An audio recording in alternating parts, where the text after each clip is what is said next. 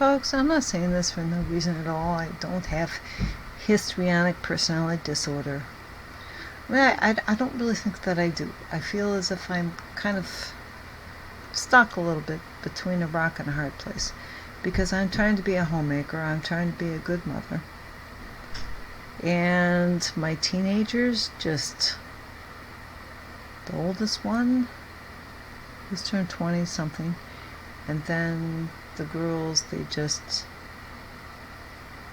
kind of like, I don't know, they just kind of like decided to hate me for some reason, which I don't know why I get all the recrimination and the retribution. Actually, I don't know. You know, is it all my fault that your life isn't as good as it could be?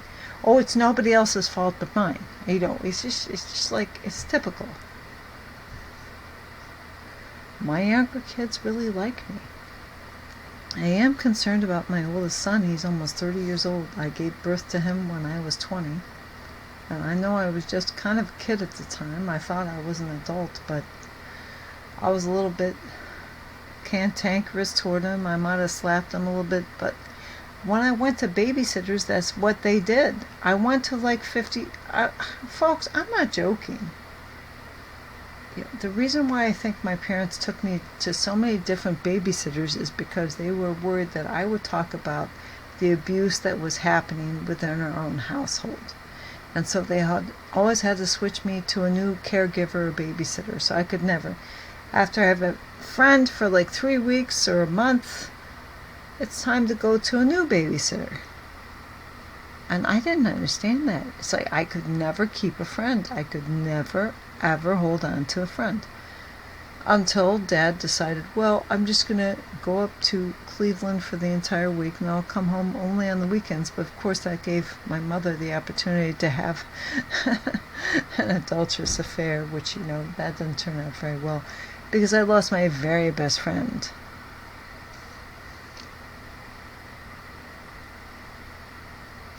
I mean, life would have been different if people hadn't just kind of screwed me over. I'm just an innocent person. I'm just like a puppy, you know, or a little kitten that anybody adopted. Any child is.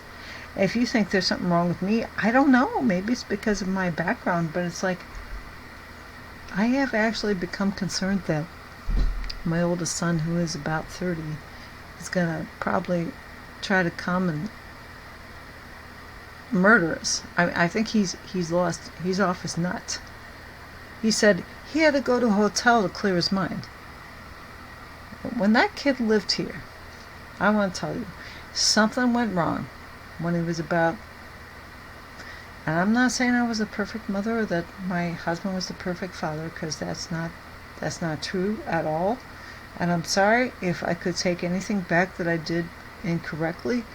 I certainly would do so, but that kid, he just started like, it's almost as if he was manifesting demonic or, you know, satanic attitudes. His face would turn red. He would just like spit. And he'd become paranoid. He said, "You're poisoning me." And I don't know what to do with somebody like that. He's a powerful person. He's a tall, powerful person. I'm a small person in comparison.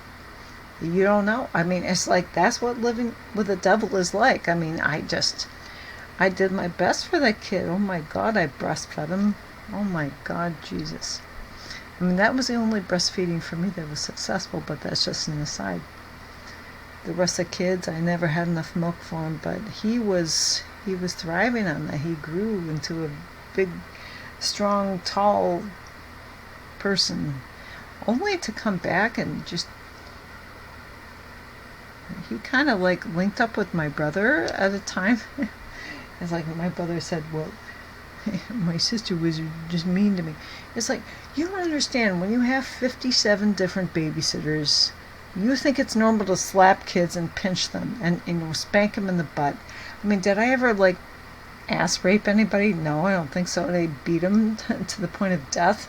No, I mean, he want to be frank. Well, here I am being frank. I mean, I was a little bit like mean, like a little pinchy little girl trying to use like whatever weapons I had to control a little kid that was out of control, like my brother. He really was. He was out of control, and they ended up, of course, becoming involved with people from Dubai and giving them all of his money and then jumping off a roof. But before that, getting involved with a prostitute.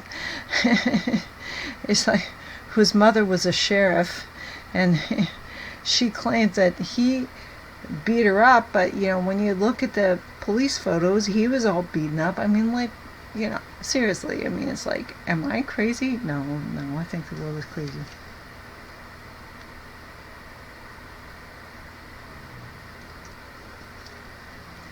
But the icing on the cake is when my son calls my husband the other day and calls him every name in the book. Not that I haven't done that, but my son he is a powerful, mean, vindictive individual. And I just want to say, if anything happens to us, it's him. He's gonna machine gun all of us. Please pray for me, because I don't know. It could happen. I'm watching all these shows. He's like a Svengali. He's very smart, but he's not in control of his own spirit, I think. And he could kind of hypnotize people into thinking that I'm the bad person and his father's. He needs to go have a nice day, because it's like, you need to commit yourself to an insane asylum, because I am done with you. I am done with your crap.